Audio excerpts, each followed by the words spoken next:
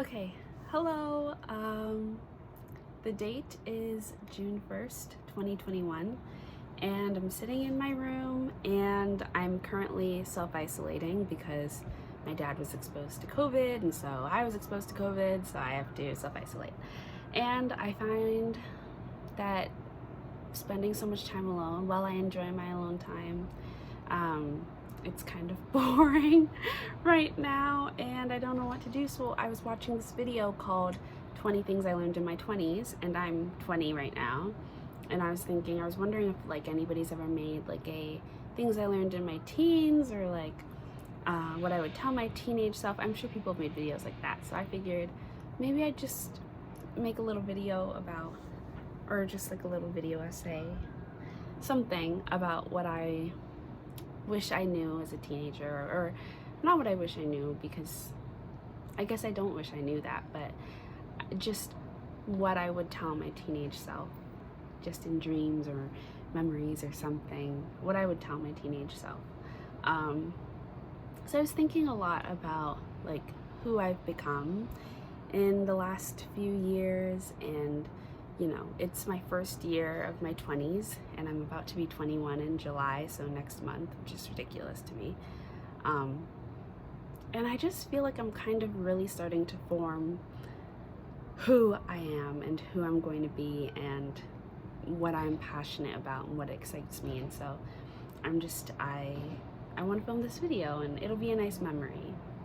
So just to get started, the first thing I put on my list was falling in love will come with time, and you're not a failure because a boy or a girl doesn't like you, or you don't know if anybody likes you. I remember being in high school, being in middle school even, and I was always surrounded by people who were in relationships, or who had somebody who had a crush on them, or there was just always some type of love in the air, and always some type of affection for my friends and for the people I cared about and the people that surrounded me. But I always kind of seemed to be somebody more so on the sidelines when it came to love and having a relationship. I didn't have my first kiss. Well, I kissed somebody when I was 6, but I really don't count that. So I hadn't had my first kiss. I hadn't done anything. I hadn't even gone on a date. And I think, especially as a black girl, it's a little more of a sensitive thing. I mean, I grew up in the States. Mostly I grew up a little bit in Canada, but I moved to the States when I was 7. So most of my experiences were in Seattle as an adolescent, and then in New York as a teenager. And I really struggled with feeling beautiful and feeling like anybody would ever be interested in me or ever want to, have anything with me, have any type of relationship with me. And I tend to base a lot of my self-worth as a teenager on whether I was desirable in that way. And it really wasn't mostly sexual, it was mostly romantic. I'm a hopeless romantic. I really love the idea of love. I really want to be in love, and I felt like I was failing because I wasn't sure if anybody felt that way about me. I still don't know if when I was in high school if anybody had a crush on me or anything, but it was always something I was insecure about. And it took me a long time to realize that, for one, dating is really not all that. Kissing is not a lot from my personal experience. I'm sure it'll get better. I hope it'll get better. But as of right now, it's really not all that. And there's no timeline on falling in love and finding the person you care about and whatever. And I'm 20 right now, and I've made a lot of progress in my experiences, but still, I've had all these firsts, and I've done these things, and I've had a boyfriend, but I still feel like I'm behind all the time, and I'm still oh, I want this, I want that. And I just realized, it's a part of the journey, and there's nothing wrong with not having everything, and you can't compare yourself to what other people have around you, especially your friends, because you feel like you should all be in the same place, but you shouldn't. everybody's got their unique experiences, and it's okay to not know what things are like and not have certain things yet. So that's the first thing I would say. My next thing I had on my list was, you are multi-talented and you can have multiple dreams. When I was a teenager, I was very, very, very, very, very focused on being a poet. I was like, I'm going to be a poet. I am going to write the most beautiful poems in the world. I remember I watched Lemonade, and that was the first time I had ever heard of Warsaw Shire, and I was like, I am going to be like her. Poetry was my love. I expressed myself through poetry. It was the thing that got me through everything. It's what made me feel like I was important, like I mattered, like I had something to say, and it was really important for me in terms of developing my confidence and, helping me realize how much I love writing in general. But I was very focused on only being a poet. And so I have other passions and I had other things that I was excited about, but I didn't really let myself explore them to the fullest extent because I was like, no, I'm focused on writing. And I had a very one-track mind. And then of course over time things developed. For me, poetry was an escape, and it's very much therapeutic. So I began to realize I could not make a living off of my poetry because it's too personal, and it's too much of an emotional experience. I can't it's not something I can monetize and be consistent with, because I write poetry when I'm in the depths of hell in terms of my mental state. It's very emotional for me. So then I went on to writing fiction, and I really enjoyed that, and I was like, I'm gonna write a book, and I'm gonna do all this and that and that, and I ignored my other passions. I really, really, really love singing and dancing. I love theater, and I only did one theater class in high school, and then after that I was all creative writing. I didn't allow myself to explore anything else. I mean, I did one film class and a painting class, but that's only because there were no more creative writing courses, or else I would have taken those. I was just, very one-track mind, and I think that if I could just tell myself anything, it would just be to breathe and let yourself have multiple dreams, and realize that your writing thing is not going to just disappear because you're not always focusing on it. It's okay to also want to do these other things and also want to explore painting, and even if you're not incredible at it, that's fine. Just let yourself have multiple dreams. That's what I tell myself. And this kind of goes with it, which was to do more of what you love, even if it's not a passion. And that's mainly about painting. I found this year, especially, painting has really helped me get out of my own head and feel creative and feel artsy without, having to consider that as a potential career path. I feel like anything that I create that's art, I end up thinking about whether I can monetize this, because I'm always thinking about how I'm going to make a livelihood and, stability and whatever.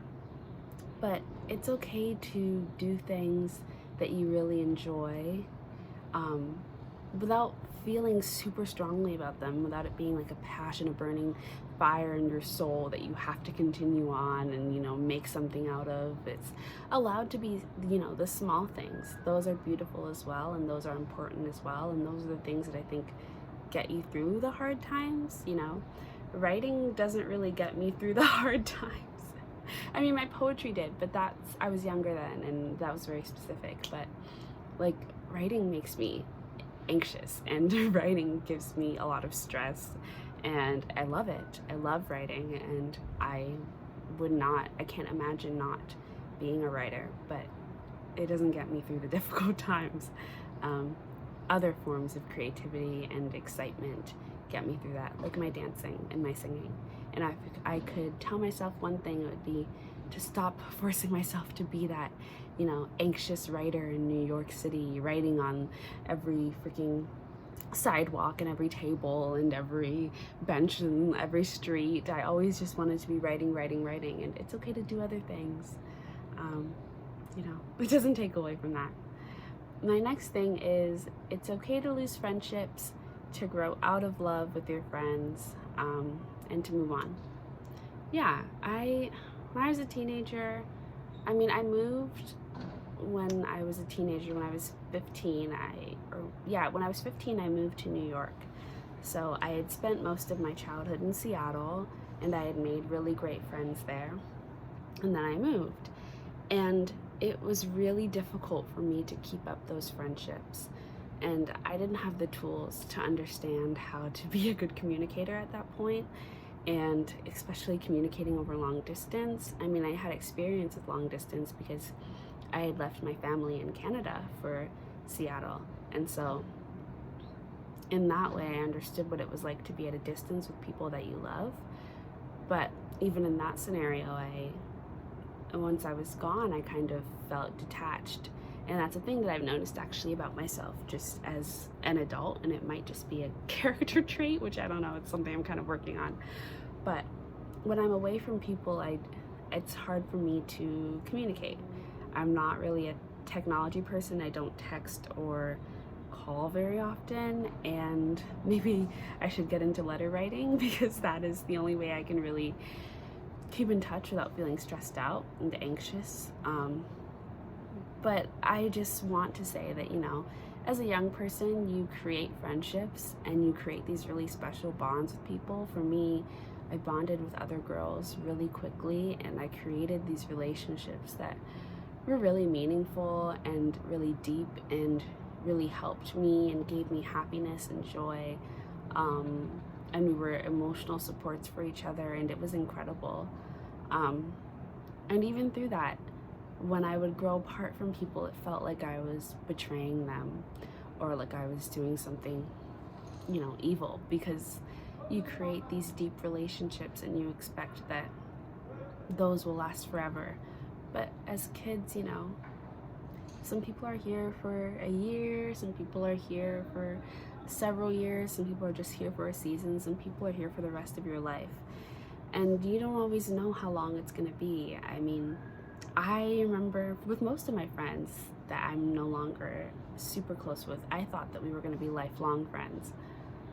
And when I realized we weren't, it would feel like a failure, and I would feel really sad and insecure about, the way that I have friendships and the way that I grow out of friendships.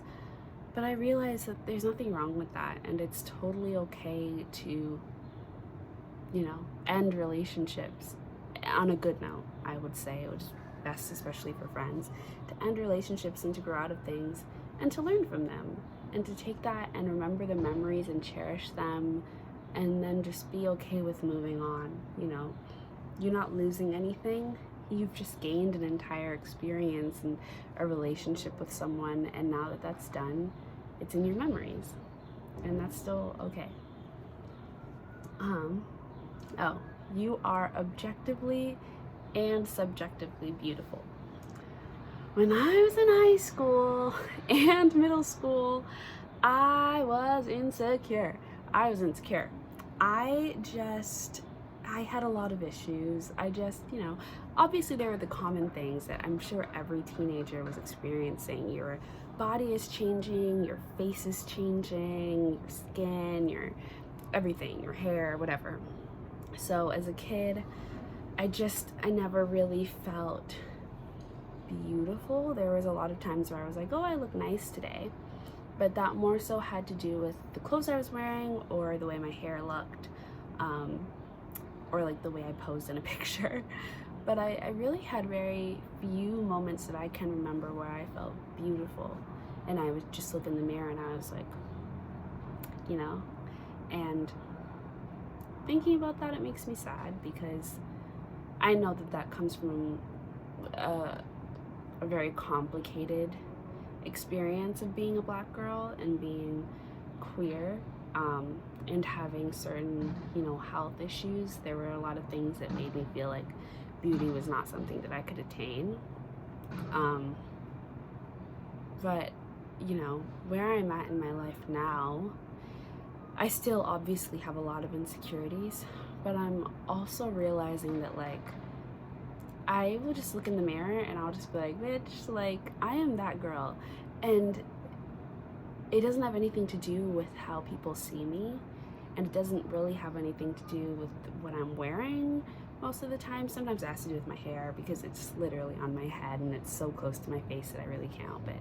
But but mostly it just has to do with me realizing that there is no strict definition to beauty, and that if I don't find myself beautiful and I don't boost myself up and, you know, remain confident, I'm not going to be able to have relationships, romantic relationships in my life where I'm being treated as I deserve and I'm being seen how I want to be seen, because I'm not seeing myself that way.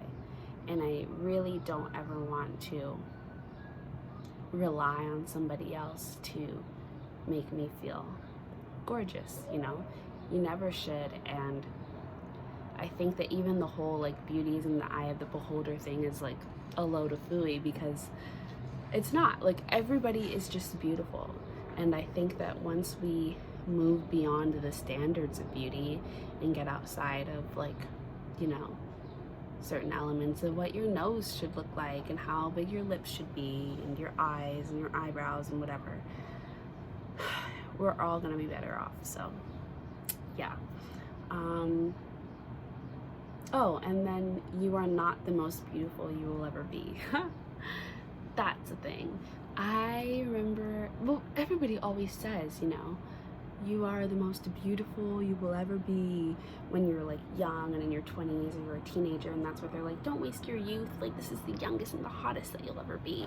And it's not true, and we need to stop saying that. And they always say that to women, and it's sexist, and I hate it. And I think that what the truth is that you are beautiful at this stage, and it is a very specific kind of beauty, and it is unique to where you are in your life right now and what you're experiencing and who you're around and, yeah, what you're going through. Oh, I'm sorry, I just saw somebody hanging from a string, and that's very scary. But yeah, where was I? This video is going to be so ridiculous and rambly and long. I'm sorry. But yeah, you are not the most beautiful you will ever be. You continue to get beautiful with age, and you're gorgeous now, and you're going to be gorgeous when you're like 85. And we need to stop basing beauty on age.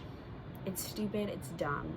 It makes us all insecure, and no matter what, it's a losing game, because they tell you, oh, you'll be beautiful in your 20s, but then when you're in your 20s, they're like, oh, you were so pretty in high school. Like, you really just can't win. So just stop. You're gorgeous now. You're gonna be gorgeous later on. You were gorgeous when you were a kid. It is what it is. You look different, maybe, yeah, but that doesn't change your beauty. Beauty is an internal thing, and it's an outside thing. Internal and external, and they have to go together, and you have to find yourself beautiful. I don't believe in that, like, I'm neutral about myself bullshit. No, you need to find yourself beautiful. You need to work on that. It's important. You have to have a balance. You can understand that your beauty is not the most important thing about you, but it is a huge element of who you are. The way you look is a huge element of who you are. And there's nothing wrong with acknowledging that. And you have to love yourself. And you have to know that the way you look is absolutely fucking stunning. Because if you don't, then you can't really, I don't think you can ever really truly get to that inner peace. If you don't. And it's not like I'm there. I'm literally not there. I'm always working on it, and I always have some self-critiques.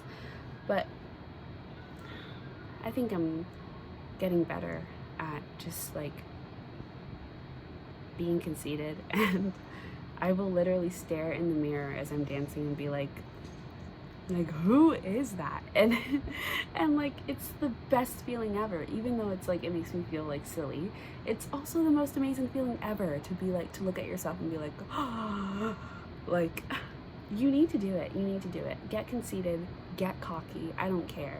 Do what you have to do, because you cannot feel neutral about yourself. I think that will kill you. Moving on. It's okay not to be okay. It's okay not to be okay. when I was in high school, how many times have I said that? Let me just say, when I was in high school, I was depressed. I was depressed. I moved to New York and I was depressed. I mean, I was depressed in middle school because I was gay and I was in the closet, and I thought that my like coming out story was gonna be me like getting kicked out. And I don't know why I thought that, because my mom was not like that, so like it wouldn't have happened. But like I thought that was what was gonna happen because I was raised in a religious family, and like, you know, like the gay horror stories are always like, oh my god, like your family hates you and you never speak to them again. And that's not my family. From my specific experiences, and I have the privilege of having older siblings who are gay, and so they took a lot of the bullshit, and I just kind of got a lot of the kind of like, oh well, add another one to the pack, you know, behavior. And so I didn't deal with the worst of it. I know that for sure, and I have a very privileged experience in terms of how my family has handled me being queer. But yeah, that's besides the point. When I was in middle school, I was depressed because I was gay, and I wanted to be a perfect Christian, and I wanted to be loved by God, and I was just very adamant about not being gay. And so I was like, I remember I went to confession, like, for, if you've ever been to a Catholic church or like been to Catholic school, that's where I went to, even though I'm not Catholic. There's this thing called confession, or maybe they have that in other religions too, I really don't know, but they have this thing called confessions, and you go and you sit in a little thing with a priest and you just tell them all your sins. I only did it once, from what I can remember. I don't know why I did it, but I did. And I went in there and I told the priest about the porn I had watched. And back then though, it wasn't on like Pornhub, it was on YouTube, which was very funny. I just thinking about like what I was doing when I was a kid. I wasn't being crazy, but I was just exploring my sexuality. Like, I've never been one to really shy away from that. I've always wanted to explore my sexuality, both in like the sense of like being gay and like just like my sexual being. I don't know what I'm saying. Anyways, I told him about the stuff I would search up on YouTube. Go back to girls kissing girls. I wonder if like other queer women ever did that, because I just feel like they have. And I specifically remember I was watching this one video, and I went to the comments. I don't know why I did that to myself, because it was always just like other young queer girls in the comments trying to tell each other to like stop watching the video and like go pray. It was literally like that. It was so ridiculous. I remember seeing this one comment. It was obviously from like a girl who's probably my age, and she was also probably extremely Christian, but struggling because she was on the same video that I was on. And she's just like, it's okay, you guys, like, this is not who we are. And like, and it was like, you just like, you know, like, exit out the video, like, go pray, like, change your life, blah, blah, blah. It was the funniest thing looking back. When I read it then, I was extremely depressed, and I saw that and I was just like, oh my god, like, I'm a horrible person. But anyways, so in middle school and in high school I was depressed, and I didn't acknowledge it as depression because, for one, I didn't know what depression was. I did, but I didn't know what it was in that sense. I knew what depression was in the extreme sense, and in like chronic depression. I knew about that, and I knew about depression where suicidal thoughts were involved, and not a much more serious version, because every version is serious, but a life-threatening version. I knew about that because I just knew about that. So what I experienced, I didn't acknowledge as depression, because I was just like, I just thought I was just the way I was because of different circumstances in my life, like being gay, or like moving to New York, and being alone and isolated. And I realize now that, like, I mean, I don't know what I realized. I'm in therapy right now, so I'm kind of learning it all right now. But I am realizing, I think, that most of what I experienced was also just, like, what comes with being young and growing up and not knowing who you are and not knowing what's going to happen to you and not knowing your future and just feeling extremely unstable and scared and alone. That's what I realized. And that it's okay that I felt that way. I remember for a long time I felt like I had totally missed out on my teenage years, and I had kind of ruined teen life for myself because I was so sad, and I didn't do things that I think I should have done. I didn't go to parties, I didn't make all the friends I could make, and I didn't date and all of that because I just went home after school every day and like sat in my room alone and thought about life and things and wrote. But you know, I mean, mental health is a fragile thing, and it's a difficult thing to talk about because everybody's experience is so different. But I don't think I wasted any time. I don't think I wasted any of my life, and I don't regret the experiences I had because I think they honestly just helped me become who I am now. And I'm still figuring out who I am, but they were important things for me to experience, and I realize that now. So yeah, I don't know, I don't have a lot of like profound things to say at this point because I'm literally only 20 and I'm still learning a lot. But it's interesting to think through and think about how young I was and what I was dealing with. So, but in total, it's okay not to be okay, and I really wasn't for most of my teenage years, and that's fine. It doesn't mean that my teenage years were cursed or wasted. And your body is on your side. Oh gosh. The body insecurities were real. I really hated my body growing up, but I realized in the past few months, and I'm still kind of having to unlearn a lot of the things that I really like stuck into myself when I was younger, but like I'm really over diet culture. I'm really over working out. I'm really over weight loss challenges. When I was a kid, let me tell you something. I watched Biggest Loser. Jillian Michaels was my girl. I was doing those 30-day workout challenges, those ab challenges. I just wanted my body to be stick thin, and that is not the way I'm built, and I will never be that way. But that's what I thought I needed, and I had a lot of insecurities, and I just hurt myself a lot because I wanted to be something that I could never be, and I always thought that my body was working against me, and that it hated me, and then it wanted me to suffer and be sad because of the different things that I dealt with. But I look back now and I realize all the ways that my body loved me regardless of how mean I was to it and how much I tried to suffocate it and starve it. It just continued to heal me and comfort me and be there for me and be strong for me. And if anything is on your side, it's your body. And that's what I'm realizing, especially during a time like a pandemic.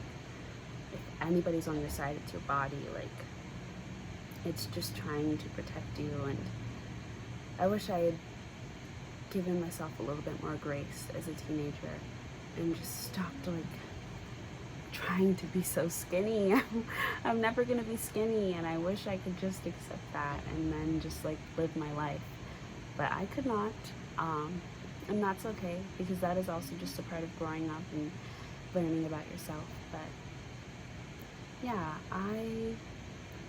if anything, I just wish I could give my body a little bit of a hug and apologize for how mean I was, and yeah, and just forgive myself a little bit for all the food I didn't let myself eat and all the soda I didn't let myself drink, and the way I would wake up at 5 a.m. to work out and then go to school.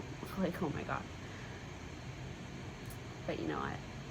You learn, you live and you learn. And I'm still, working to get out of that mindset and working to understand that I'm okay the way I am with my stomach that's not anywhere near flat, and my back rolls, and my wiggly arm, and my thighs, and my butt, and my boobs. One thing about weight gain is my boobs have gotten bigger, which is fun. That's been exciting. But anyways, yeah, I just, you gotta love your body. It's another thing. I understand body neutrality, and I think it's an interesting concept, but I still think that you have to love your body. You're not going to make it through if you don't. And that's something I'm also learning, so. Quit being a pushover. Ugh. When I was a teenager, and I'm still suffering from this now, but I think I'm much better now. When I was a teenager, I was such a pushover. I would just let my friends be mean to me.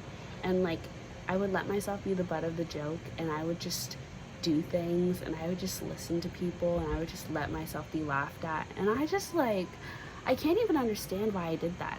And I would just like mold myself to fit what other people wanted, because I'm really good at that, and I'm very adaptable. It's a trait. I don't know if it's good, but it's a trait that I have. I'm very good at adapting.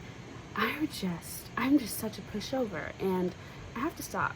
It's not cute, it's not nice, it's not fun, and it just lets people know that you don't have self-respect. So if there's one thing I could tell myself as a teenager, it would be, well, that's not the thing I would tell myself as a teenager, but like, if I could tell myself a bunch of things, that's on the list. Quit being a pushover. It's not helping you. But good thing is you grow out of it, because I don't think I'm like that anymore. At least not as much. I've been cutting off people left and right. The block button, it's very much used. Oh, you are more than your hair, but it's okay to find yourself within it. That is so true. Well, that's one thing my teenage years are really good for. I really explored my hair in like different colors and different styles and different lengths, and I found myself in my hair. It was a comfort zone for me. It was a safety net. It made me feel beautiful when nothing else could. It made me feel exciting and different and special, unique.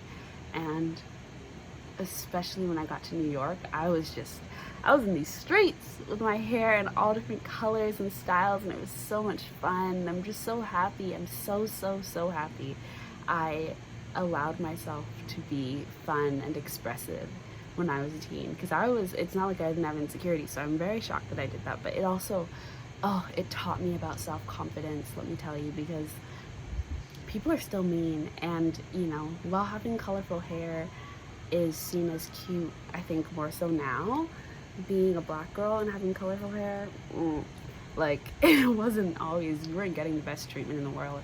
And there would always be people who were super nice and, compliment, and that was always great. But I really had to learn how to boost myself up and recognize that I was the shit, and that my hair was looking fly, and that, I just was fabulous. I'm just so happy I did that when I was a kid. I'm very happy about the way that I explored my hair.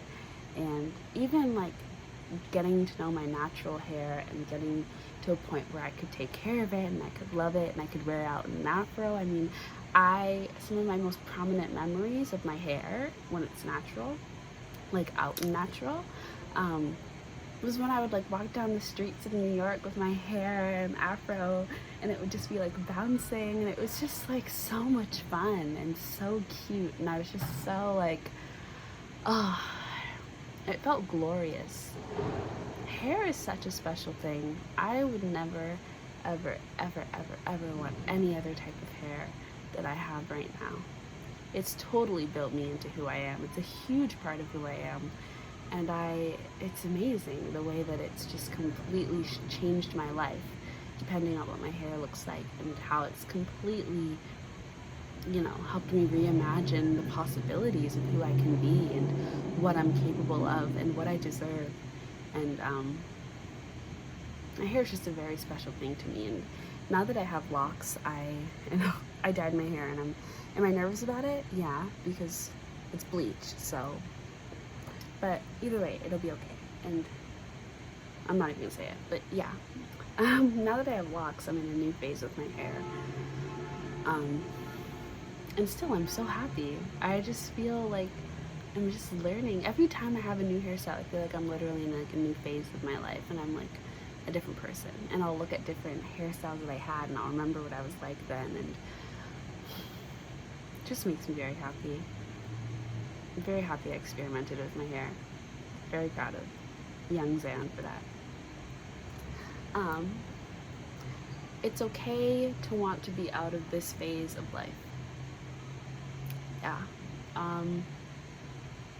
Being a teenager is not easy. Being a kid is not easy. They say it is. They say you're youth, you're free, you're young, you're wild, whatever. It's not easy. It's not even always fun. And it's basically impossible to recognize all the freedom you have when you're a kid, because everything feels so suffocating and constricting and extreme and intense and like the end of the world. And nobody tells you that it isn't in a way that is actually helpful. They just tell you to kind of get over it and like enjoy your youth, which is not helpful. And so it's okay to not want to be a teenager anymore and to want to be in your 20s or your 30s or thriving and fabulous and older and an adult, because it feels like there's more stability there and more joy there and just more of yourself there. And that's okay, you know. I wouldn't go back to my teens, if I'm being completely honest. I wouldn't. And I can say that and acknowledge that some people would be like, oh, but like if you knew all these things. But no, it was a really hard time being a teenager, and I understand wanting to get out of it. And I would just say to myself, you know, you have to go through it because it's important, and it is going to help you develop into who you are, and it's going to make your 20s so much sweeter and so much more exciting. But I understand, and I'm sorry, and I wish I could just hold you through it, because it's hard. There's no denying that. My last one that I wrote down is keep asking people out first. I think I've asked people out first for almost every date. Actually, that's not true. I've asked people out first for most of my dates. And I don't regret that. I always thought, you know, I need to be asked out first. That's how I like know that somebody likes me. But that's not really even that true. Like, I think taking initiative and just making the jump and seeing if the person likes you. Oh my God, that's so ugly. I can't believe I just had that on my eye the whole time. Please tell me that wasn't visible. I'm sorry, you guys. I don't think anybody's gonna watch this. That's okay. Yeah, keep asking people out first. It's fun. It builds up your confidence. Getting rejected is normal. It's okay to be rejected. You're not a failure because you were rejected. And that goes on a couple fronts, because you get rejected from your top choice University of Chicago, and you're really sad about it, and you really thought you were gonna go there. And to be honest, girl, like, you did not have the SAT scores for that, so. And also, you did not have the money. And you're gonna meet so many great people at Ryerson. Like, it's okay, but it's okay to be rejected, and it's okay to be a failure. And just because you're a failure doesn't mean you're like a failure. Like, yes, you failed, and failing sucks, but it's also important, and you need to fail, or else you won't know how to win. Period. I don't know what else to say. I feel like this is really just gonna be a documentary of whatever my mind was like when I was a youngin', when I was a 20-year-old, and thinking through my thoughts of a teenage years. I do wish I could talk to my teenage self, because I feel like she was definitely more serious than I am now. Like, teenage Xana was intense. She was intense, and she just thought she was so grown. No, she wasn't. But I understand why she behaved the way she did, because she had to. Yeah. Anyways, I'm very happy with how this video has gone. I'm just changing the brightening. Ooh. And I think that it was cute, and I'm going to post this, and I'm not going to edit it, because I cannot be a real YouTuber and edit things, because that's a lot of work. Yeah. Okay, I think I'm done. I'm going to hang up now. I'll let you go. Bye.